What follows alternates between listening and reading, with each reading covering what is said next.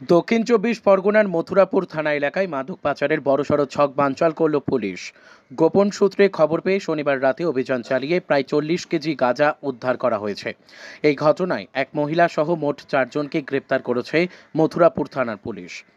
Police সূত্রে জানা গিয়েছে, শনিবার রাতে মথুরাপুর থানা এলাকায় মাদক পাচারের একটি খবর আসে। সেই খবরের ভিত্তিতে তড়িঘড়ি একটি বিশেষ দল গঠন করে হানা দেয় পুলিশ। অভিযানে পাচারকারীদের কাছ থেকে 40 কেজি গাঁজা উদ্ধার হয়। মাদক উদ্ধারের পাশাপাশি একটি স্কুটি এবং নগদ 1 লক্ষ টাকাও বাজেয়াপ্ত করা হয়েছে। গ্রেপ্তার হওয়া ব্যক্তিদের মধ্যে 2জন স্থানীয় এবং 2জন ওড়িশার বাসিন্দা।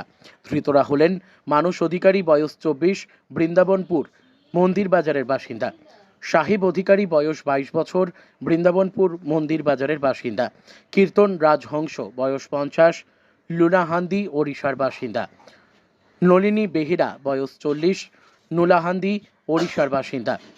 প্রাথমিক তদন্তে পুলিশের অনুমান, ভিন রাজ্য থেকে এই বিপুল পরিমাণ মাদক বিক্রির উদ্দেশ্যেই আনা হয়েছিল। ধৃতদের বিরুদ্ধে মাদকদ্রব্য নিয়ন্ত্রণ আইনে মামলা রুজু করা হয়েছে। এই চক্রের পেছনে আর কোনো বড় মাথা কাজ করছে কিনা তাও খতিয়ে দেখা হচ্ছে তদন্তকারীদের তরফে। রবিবার ধৃত 4জনকে ডায়মন্ড হারবার মহকুমা আদালতে পেশ করা হয়। পুলিশ তাদের নিজেদের হেফাজতে নিয়ে জিজ্ঞাসাবাদের আবেদন জানিয়েছে বলে জানা গিয়েছে। জেলা জুড়ে মাদক বিরোধী এই সক্রিয় অভিযানে সাধারণ মানুষের মধ্যে স্বস্তি ফিরেছে। দক্ষিণ চব্বিশ পরগনা মথুরাপুর থেকে রবীন্দ্রনাথ পড়ুয়ার রিপোর্ট, বিগ নিউজ বাংলা।